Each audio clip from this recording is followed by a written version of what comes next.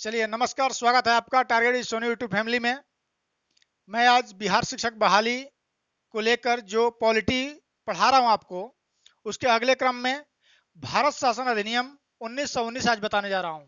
ठीक है, इसको हम लोग मॉन्टेग्यू चेम्सफोर्ड भी कहते हैं। मॉन्टेग्यू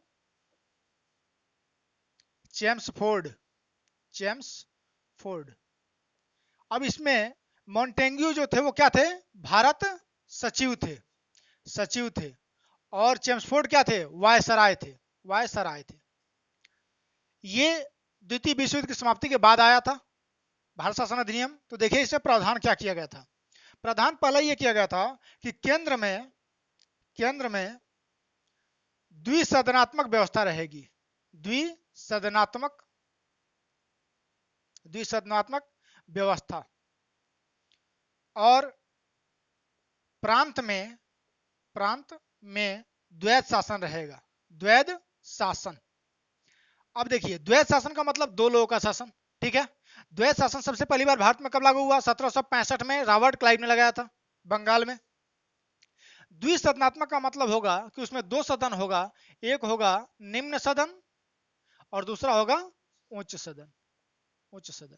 ठीक है, ये व्यवस्था लागू हो गई।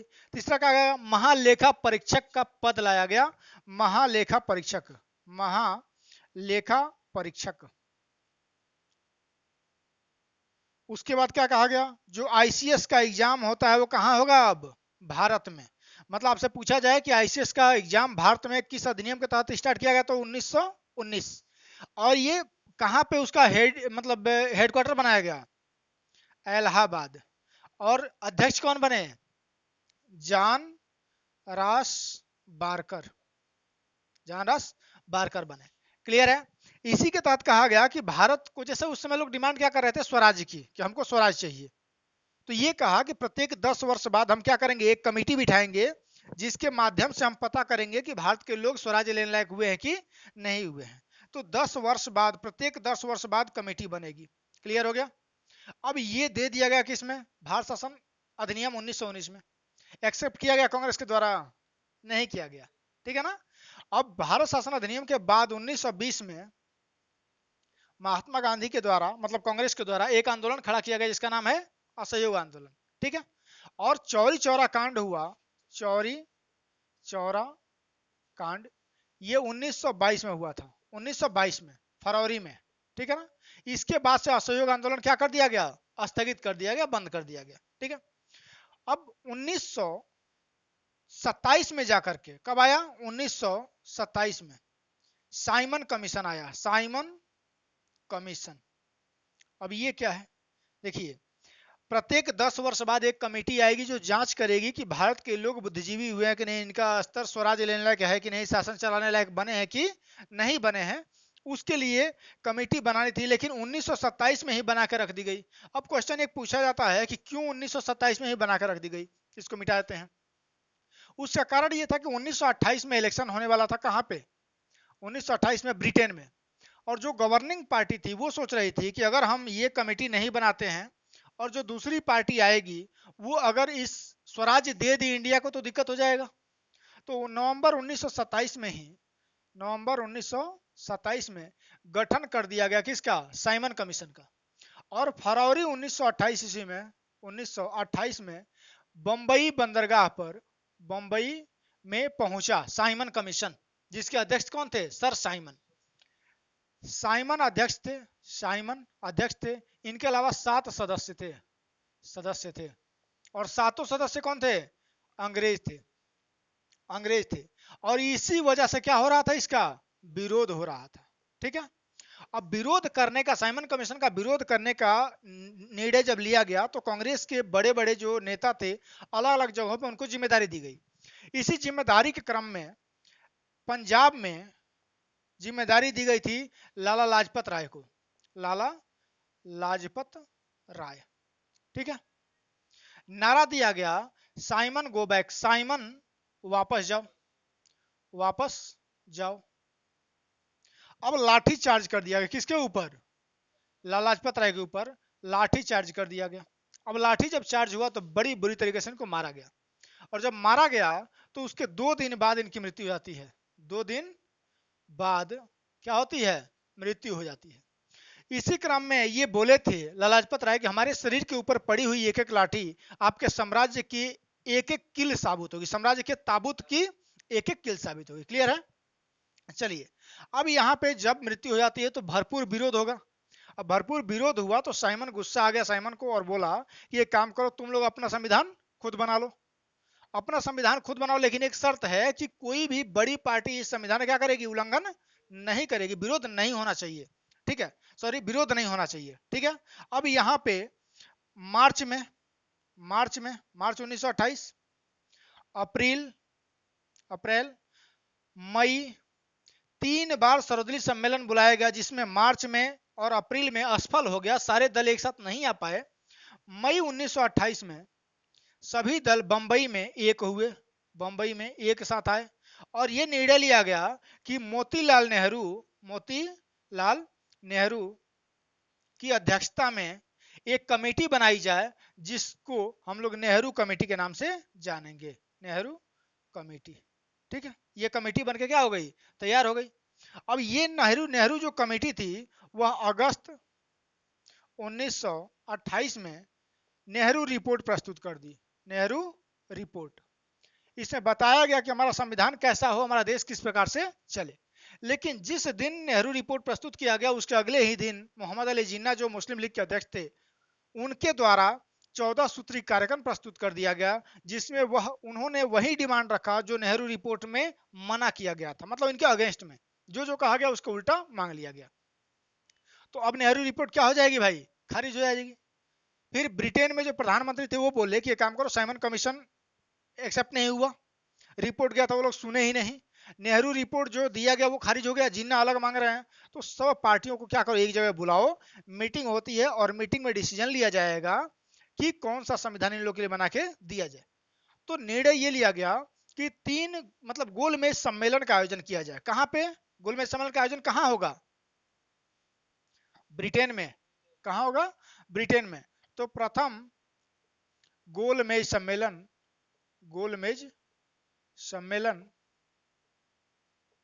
कब हुआ था, 1930 में। अब इसमें कांग्रेस पार्टिसिपेट नहीं की, क्यों, इसलिए कि महात्मा गांधी उस समय क्या कर रहे थे, कांग्रेस के नेतृत्व कर रहे थे और दांडी मार्च निकाले हुए थे, या नमक सत्याग्रह कहते हैं या सविनय अवज्ञा आंदोलन कहते हैं। ठीक है, द्वितीय गोलमेज सम्मेलन कब हुआ, 1931 में। जब सम्मेलन प्रथम क्या हो गया, असफल हो गया, पूछा गया कौन कौन है भाई, कोई कह रहा है हम कृषक प्रजा पार्टी से, कोई मुस्लिम लीग से, कोई हिंदू महासभा से, कोई दलित समूह से। तो पूछा गया कि इसमें कांग्रेस कहाँ है, बहुसंख्यक हिंदुओं का जो प्रतिनिधित्व करती है वो कहाँ है। तो कह लो कि वो पार्टिसिपेट नहीं करे, क्यों, वो आंदोलन कर रहे हैं, किस चीज के लेकर के, तो ये डिमांड है। तो बोला गया कि उनकी डिमांड क्या कर दो, कंप्लीट कर दो और उनको लेकर के आओ। तो गांधी इरविन समझौता हुआ, गांधी इरविन समझौता हुआ कब हुआ, 1931 में। इतिहास में पूरा विस्तार से इसको बताएंगे। गांधी इरविन समझौता जो हुआ था, इसी में लोग कहते हैं कि अगर चाहते गांधी तो भगत सिंह को बचा सकते थे, उसके बाद ही क्या हुई थी, फांसी से दी गई थी। तो ये एक्सप्लेन हम करेंगे कि कहां तक ये सत्य है। ठीक है, चलिए। तो 1931 से गोलमेज सम्मेलन में कांग्रेस पार्टिसिपेट करती है और नेतृत्व कौन करते हैं, गांधी करते हैं। ठीक है, लेकिन जब गांधी जी जाते हैं तो गांधी जी का डिमांड था पूर्ण स्वराज, और वो लोग बात करने के लिए बैठे थे, गांधी जी एक्सेप्ट नहीं किए, गांधी जी वापस चले आए। ठीक है, अब आ करके फिर से यहाँ पे अपना आंदोलन स्टार्ट कर दिए। लेकिन इधर देखा गया तो तृतीय गोलमेज सम्मेलन का आयोजन हुआ जो 1932 में हुआ, और तीनों गोलमेज सम्मेलन के आयोजन के बाद जो निष्कर्ष निकाला गया उसके आधार पर 1935 में एक अधिनियम आ गया, जिसे भारत शासन अधिनियम 1935 के नाम से जाना जाता है। ठीक है ना, भारत शासन अधिनियम 1935 के नाम से जाना जाता है। अब चलिए देख लेते हैं भारत शासन अधिनियम 1935 के क्या क्या क्राइटेरिया थे। तो क्राइटेरिया ये था कि भारत में एक क्या बनेगा, परिसंघ बनेगा। परिसंघ का मतलब क्या हो गया कि एक संघ बनेगा, उसके अंदर में देशी रियासतें भी रहेंगी ब्रिटिश प्रांत भी रहेंगे, जितने लोग रहेंगे सब लोग क्या रहेंगे, इस परिसंघ में रहेंगे। दूसरा क्या कहा गया, दूसरा कहा गया कि जो आरबीआई होगी इसका गठन किया गया। उसके बाद क्या कहा गया, संघीय न्यायालय बनेगा, संघीय न्यायालय। संघीय न्यायालय मतलब जो दिल्ली में स्थापित होगा। अगर संघीय न्यायालय से आप असंतुष्ट होते हैं इसके डिसीजन से, तो आप ब्रिटेन में प्रीवी काउंसिल अर्थात महारानी के पास क्या कर सकते हैं, अपील कर सकते हैं। क्लियर है। अब यहाँ पे देखिए 1919 के अधिनियम आपको अभी बताए थे कि प्रांतों में द्वैत शासन लागू हुआ था और केंद्र में द्विसदनात्मक व्यवस्था थी। यहाँ पे प्रांतों में, प्रांत में क्या कर दिया गया, द्विसदनात्मक व्यवस्था, द्विसदनात्मक व्यवस्था, और केंद्र में क्या कर दिया गया, द्वैत शासन, द्वैध शासन। बात समझ में आ रहा है ना, केंद्र में क्या कर दिया गया, द्वैत शासन, और प्रांतों में क्या कर दिया गया, द्विसदनात्मक व्यवस्था कर दी गई। उसके बाद क्या कहा गया, जो आईसीएस का एग्जाम होता था उसके तहत पीसीएस का भी एग्जाम अब होगा, उसके साथ साथ आईसीएस के साथ साथ क्या होगा, पीसीएस का भी एग्जाम, मतलब प्रांतीय संघीय लोक सेवा आयोग के साथ साथ प्रांतीय लोक सेवा आयोग के गठन करने का प्रावधान भी इसमें दे दिया गया। ठीक है। उसके बाद कहा गया कि प्रांतों को क्या दी जाएगी, प्रांतों को स्वायत्तता दी जाएगी, स्वायत्तता दी जाएगी, प्रांतों को स्वायत्तता। और 1935 के अधिनियम के तहत ही 1937 में इलेक्शन हुआ, जिसमें 11 प्रांतों में, पूरे 11 प्रांतों में क्या किया गया, 7 प्रांतों में मतलब कांग्रेस की सरकार बन गई। और 7 प्रांतों में कांग्रेस की सरकार बन गई तो कांग्रेस के जितने अधिवेशन होते हैं 1935 के अधिनियम के बाद, सभी अधिवेशन में एक ही चीज की डिमांड होती है, संविधान सभा का गठन करो। ठीक है। चलिए ये मिटाते हैं, स्क्रीनशॉट आप लोग ले लीजिएगा, नोट्स बनाते रहिए, लिखना था तो लिखते रहना यार। चलो साथ में जब बोल रहे हैं तो लिखते रहो, लेकिन जब हम बोले आप पढ़ाएं उसमें नहीं लिखना है। ठीक है। चलो देखो यहाँ पे 1936 का कांग्रेस का अधिवेशन, 1937 का कांग्रेस का अधिवेशन, 1938 का कांग्रेस का अधिवेशन और 1939 का कांग्रेस का अधिवेशन। बहुत इंपॉर्टेंट है। 1936 का कांग्रेस का अधिवेशन जो हुआ था, कहाँ हुआ था, कहाँ पे, लखनऊ। और अध्यक्षता किसने किया था, जवाहरलाल नेहरू। ठीक है। 1937 का हुआ था, वो कहाँ हुआ था, फैजपुर। फैजपुर, फैजपुर कहाँ पे है, बंगाल में, बंगाल में। अध्यक्षता किसने किया था, जवाहरलाल नेहरू। 1938 का अधिनियम कहाँ, कांग्रेस का अधिवेशन कहाँ हुआ था, गुजरात में, कहाँ, हरिपुरा, हरिपुरा। ठीक है ना, गुजरात के अहमदाबाद में हरिपुरा में। और अध्यक्षता किसने किया था, एससी बोस, सुभाष चंद्र बोस। और 1939 से कहाँ हुआ था, त्रिपुरी, त्रिपुरी। ये कहाँ पे है, जबलपुर, जबलपुर कहाँ पे है, एमपी में है। बहुत बढ़िया, सुभाष चंद्र बोस इसके अध्यक्ष रहे। क्लियर है। तो ये चारों अध्यक्षता जो हुई उसमें एक ही चीज की डिमांड की गई, संविधान सभा बनाओ। क्या बनाओ, संविधान सभा बनाओ। और जवाहरलाल नेहरू जी के द्वारा कहा गया कि संविधान सभा मतलब संविधान बनाने का अधिकार, भारतीयों के भाग्य के निर्धारण करने का अधिकार भारतीयों के हाथ में होना चाहिए। ठीक है। अब 1939 का त्रिपुरी अधिवेशन जो था, इसमें कांग्रेस के तरफ से महात्मा गांधी के कैंडिडेट पट्टाभी सीतारमैया इलेक्शन में खड़े हुए, और एक तरफ से सुभाष चंद्र बोस। पट्टाभी सीतारमैया इलेक्शन में क्या हो गए, हार गए। बाहर निकल करके महात्मा गांधी मीडिया से बोले कि पट्टाभी की हार नहीं थी, किसकी हार थी, हमारी हार थी। और यही वजह था कि लोगों को लगा कि गांधी जी नाराज हो गए। अगले मतलब जो मीटिंग थी उत्तराखंड में, उसमें सुभाष चंद्र बोस के अलावा मात्र 7 सदस्य गए, कोई भी उसमें शामिल नहीं हुआ। जब शामिल नहीं हुआ तो सुभाष चंद्र बोस को ये बहुत ही बुरा लगा और वो क्या कर दिए, इस्तीफा दे दिए। ठीक है, इस्तीफा दे करके और फॉरवर्ड ब्लॉक की स्थापना कर ली, एक नई पार्टी बना ली, फॉरवर्ड ब्लॉक। ठीक है जी। तो क्वेश्चन पूछा जाता है कब फॉरवर्ड ब्लॉक की स्थापना हुई, 1939 में। और इस्तीफा कब दिए, 1939। अब क्वेश्चन बनता है कि सर जब 1939 से इस्तीफा दे दिए तो अध्यक्षता किसने संभाली, डॉक्टर राजेंद्र प्रसाद, राजेंद्र प्रसाद ने। क्वेश्चन पूछा गया ये वाला, डॉक्टर राजेंद्र प्रसाद ने अध्यक्षता संभाली। 1940 तक रहे, 1940 तक, 40 से लेकर के 45 तक लगभग 6 साल डॉक्टर अबुल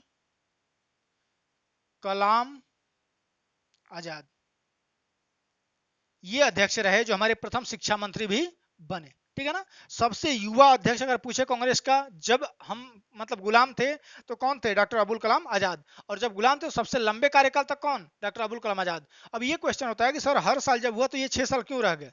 देखिए 40 में बनते हैं, 41 में उथल पुथल सत्याग्रह लोग कर रहे हैं, 42 में भारत छोड़ो आंदोलन, और 42 में जब भारत छोड़ो आंदोलन स्टार्ट हुआ तो सभी लोग कहाँ चले गए? जेल में। 44 तक 45 तक जेल में रहे, जब उधर से निकल रहे हैं तब तक अध्यक्ष कौन रहे? यही रहे। कंडीशन बन गया था वैसा, ठीक है।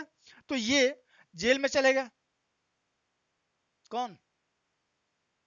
APJ Abdul Kalam doctor Abul Kalam Azad. ये जब भारत छोड़ो आंदोलन में हुआ तब ये जेल में गए थे। अब 1940 जब आ गया, 1939 से 1945, यहाँ पे घटना देखो, 1939 से 1945 ये में द्वितीय विश्व युद्ध हुआ था। कौन सा हुआ था? द्वितीय विश्व युद्ध। विश्व युद्ध। अब इसमें द्वितीय विश्व युद्ध में ब्रिटेन मित्र राष्ट्र की तरफ लड़ रहा था, ठीक है। बिना भारत से सलाह लिए भारत के सभी राज्यों को शामिल कर दिया किसमें? विश्व युद्ध में, ठीक है। अब जब शामिल हुआ तो मुख्यमंत्री जो बने थे उस समय क्या कहलाते थे? प्रधानमंत्री कहलाते थे। वो लोग कहे कि बिना हमारी अनुमति के कैसे शामिल कर लिए, और सातों राज्यों से क्या कर दिया? कांग्रेस के द्वारा इस्तीफा दे दिया गया। डॉक्टर भीमराव अंबेडकर धन्यवाद प्रस्ताव प्रस्तुत कर दिए कि बहुत बहुत धन्यवाद, आप चले गए। क्लियर हुआ। अब 1940 में ये लोग सत्याग्रह स्टार्ट करते हैं, व्यक्तिगत सत्याग्रह। उसमें प्रथम सत्याग्रही बने संत विनोबा भावे। संत विनोबा भावे, ठीक है। 1940 में अगस्त प्रस्ताव आता है, ये मिटा देते हैं। अगस्त प्रस्ताव आता है, कौन लेके आएगा? जो उस समय क्या रहेगा? वायसराय रहेगा। और इसको अगस्त प्रस्ताव क्यों कहते हैं सर? अगस्त प्रस्ताव इसलिए कहते हैं कि यह अगस्त महीने में 8 अगस्त को आया था, ठीक है। इसके तहत कहा गया कि आपको डोमिनियन स्टेट का दर्जा मिलेगा। क्या मिलेगा? Dominion state. और डोमिनियन स्टेट गांधी जी कहे कि हम तो मांगे थे 1919 में ना, 1920 के असहयोग आंदोलन में, आप दिए नहीं, अब कह रहे हो हमको एक्सेप्ट नहीं है। तो कांग्रेस ने क्या कर दिया? इसको खारिज कर दिया। मुस्लिम लीग इसलिए खारिज कर दिया कि इसमें मुसलमानों के हित की बात कहीं नहीं की गई है। उसके बाद 1942 में क्रिप्स मिशन आता है। कौन सा मिशन? Cripps mission. और ये क्रिप्स मिशन जो आया, इसमें स्टेफर्ड क्रिप्स इसके अध्यक्ष थे, इसलिए इसका नाम क्या होता है? Cripps mission. क्रिप्स मिशन में कहा गया कि भाई आपकी डिमांड क्या है? संविधान सभा का गठन। संविधान सभा का गठन किया जाए। चलो हम करेंगे, लेकिन कब करेंगे? जब द्वितीय विश्व युद्ध क्या हो जाएगा? समाप्त हो जाएगा। समाप्त हो जाएगा तब हम क्या करेंगे? संविधान सभा का गठन करेंगे। अब संविधान सभा का गठन तब करोगे जब विश्व युद्ध समाप्त हुआ। तो हम भूले हैं, आप 1919 में भी प्रथम विश्व युद्ध में क्या कहे थे? आप लोग हमारा साथ दो, हम आपको स्वराज देंगे। और स्वराज तो छोड़ो, रोलेक्ट एक्ट लाकर रख दिए थे जिसमें सबको मारा गया, ठीक है। तो इसमें क्या हो गया? गांधी जी बोले कि ये कौन सा चेक है? पोस्ट डेटेड चेक है। पोस्ट डेटेड चेक है, इसको हम नहीं लेंगे। यह उस बैंक का चेक है जो बैंक दिवालिया होने वाली है, वो कह रही है कि हम क्या कर देंगे? दे देंगे। तो क्रिप्स मिशन को भी क्या कर दिया गया? फेल कर दिया गया। अब भारत छोड़ो आंदोलन इसके बाद स्टार्ट होता है 1942 में, और बहुत पुरजोर तरीके से भारत छोड़ो आंदोलन का पूरा मतलब प्रभाव पूरे भारत में फैला। और पूरे भारत में जब फैल रहा था तो ये लोग दबाव में आ गए 1942 से लेकर के 1944-45 तक। फिर 45 में आता है बेबेल प्लान जो फेल होता है, और 1946 में आता है कैबिनेट मिशन जो पास हो गया, ठीक है। तो चलिए देख लेते हैं कैबिनेट मिशन को। 1946 का कैबिनेट मिशन हेडिंग डाल लीजिएगा, 1946 कैबिनेट मिशन। अब इसमें क्या कहा गया? इसमें कहा गया ये, अच्छा विश्व युद्ध समाप्त हो गया कि नहीं हुआ है? हो गया ना विश्व युद्ध समाप्त, 1945 में हो गया है, जब परमाणु बम गिराया गया किसके ऊपर? जापान के हिरोशिमा और नागासाकी। हिरोशिमा पे 6 अगस्त 1945, 9 अगस्त 1945 को, ठीक है। अब इसके तहत किया गया कि संविधान सभा का गठन होगा। संविधान सभा का गठन होगा। यह अप्रत्यक्ष प्रणाली से इलेक्शन होगा। अप्रत्यक्ष प्रणाली से इलेक्शन होगा। और कौन लोग वोट देंगे? जो निर्वाचित विधान सभा सदस्य, ये वोट देंगे, ठीक है। और इसके तहत 3 संवर्ग बनाया गया। कौन कौन सा? साधारण संवर्ग, साधारण संवर्ग, दूसरा कौन था, मुस्लिम संवर्ग, तीसरा कौन था, सिख संवर्ग। साधारण संवर्ग सभी के लिए था, सभी के लिए, मुस्लिम संवर्ग केवल मुस्लिम के लिए और सिख संवर्ग केवल सिख के लिए। मतलब ये लोग वोट मतलब इलेक्शन लड़ सकते हैं और इलेक्शन में पार्टिसिपेट वोटर जो होंगे वो सब होंगे, ठीक है ना। तो ये बना दिया गया 3 संवर्ग। अब टोटल जो लोग आए लगभग 389 आए, ठीक है। अब 389 में से आगे जब चला गया तो 324 हो गए। कब, जून 1947 में जब ये डिसाइड हो गया कि भारत और पाकिस्तान का बंटवारा होगा। इसके पहले चलते हैं कि जब संविधान सभा गठन हो गया तो 1946 में पहली मीटिंग हुई संविधान सभा की, जिसमें सभी लोग पार्टिसिपेट कर रहे हैं। पहली मीटिंग हुई थी वो 9 दिसंबर को हुई, 9 दिसंबर 1946। दूसरी कब हुई, 11 दिसंबर 1946। और तीसरी कब हुई, 13 दिसंबर 1946, ठीक है। अब 9 दिसंबर 1946 को डॉक्टर सच्चिदानंद सिन्हा जो सबसे वयोवृद्ध नेता थे उनको अस्थायी अध्यक्ष नियुक्त कर दिया गया। ये मीटिंग कहां पे हुई थी, दिल्ली के संसद भवन के पुस्तकालय मतलब पुस्तकालय में, ठीक है ना। 11 दिसंबर 2 दिन बाद फिर से मीटिंग होती है और डॉक्टर राजेंद्र प्रसाद को अस्थायी अध्यक्ष घोषित कर दिया जाता है, नियुक्त कर दिया जाता है, ठीक है। 13 दिसंबर 1946 को पंडित जवाहरलाल नेहरू एक मसौदा लेकर आए कि हमारा संविधान कैसा हो और संविधान सभा के सामने प्रस्तुत किया। संविधान सभा को वो मसौदा बहुत अच्छा लगा और इसलिए जनवरी 1947 में संविधान सभा ने उसे प्रियम्बल के रूप में एक्सेप्ट कर लिया। प्रियम्बल मतलब उद्देशिका या प्रस्तावना के रूप में एक्सेप्ट कर लिया। तो हमारा प्रस्तावना बनके तैयार होगा। प्रस्तावना अगले वीडियो में हम अच्छे से समझाएंगे, तब तक आगे बढ़ते हैं, ठीक है। तो ये मीटिंग हो गई। अब हमारा संविधान अक्टूबर में जाकर के कितने लोग इसमें बच जाते हैं, 299। अक्टूबर 1947 जब पाकिस्तान का बंटवारा हो गया, लोग उधर चले गए, इधर आए, तो 299 लोग हो गए। और फाइनली 26 नवंबर 1949 को जब संविधान हमारा बन के तैयार हो गया तो 284 लोगों का उस पर क्या है, हस्ताक्षर है, ठीक है ना। 26 नवंबर 1949 को हमारा संविधान आत्मार्पित कर लिया गया, अंगीकृत कर लिया गया और अधिनियमित कर लिया गया, मतलब पारित कर दिया गया। लेकिन लागू 26 जनवरी 1950 को हुआ। उसका कारण क्या था, कारण यह था कि 26 जनवरी 1930 में रावी नदी के तट पर लाहौर में अधिवेशन हुआ था कांग्रेस का, जिसमें डॉक्टर जवाहरलाल नेहरू अध्यक्ष थे और झंडा तोलन किए थे और कहे थे कि हर वर्ष हम 26 जनवरी को झंडा फहराएंगे और अपना स्वतंत्रता दिवस मनाएंगे। उसी को यादगार करने के लिए 26 नवंबर से बढ़ा के 2 महीना कहां चला गया, 26 जनवरी, ठीक है ना। अच्छा, एक क्वेश्चन और पूछता है कि 26 नवंबर को कितने अनुच्छेद लागू हुए थे, तो 15 अनुच्छेद उसी दिन से लागू हो गए थे। कौन कौन सा, नागरिकता और निर्वाचन से संबंधित, नागरिकता और निर्वाचन से संबंधित लागू हो गया। इसलिए कि तभी तो 24 जनवरी 1950 को डॉक्टर राजेंद्र प्रसाद जी को राष्ट्रपति निर्वाचित किया गया, ठीक है ना। अब 24 जनवरी को फिर से एक बार संविधान सभा बैठी और जवाहरलाल नेहरू जी जो प्रधानमंत्री थे वो नाम प्रस्तावित किए कि राष्ट्रपति के लिए हम चाहते हैं कि डॉक्टर राजेंद्र प्रसाद जी बने, और समर्थन कर दिया गया उस समय के उप प्रधानमंत्री और गृह मंत्री सरदार वल्लभ भाई पटेल के द्वारा। इस प्रकार से 26 जनवरी 1950 को पहली बार भारत गणतंत्र घोषित हुआ और हमारे प्रथम राष्ट्रपति के रूप में शपथ लिए डॉक्टर राजेंद्र प्रसाद जी, ठीक है।